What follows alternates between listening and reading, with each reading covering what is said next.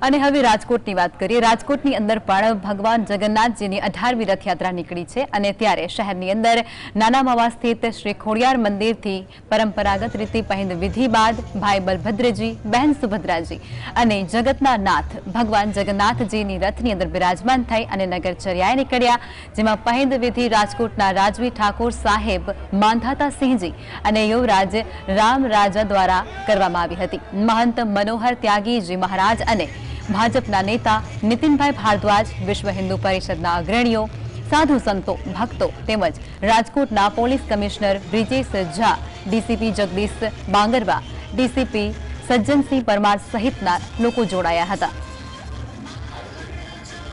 નગરના નગરજનોની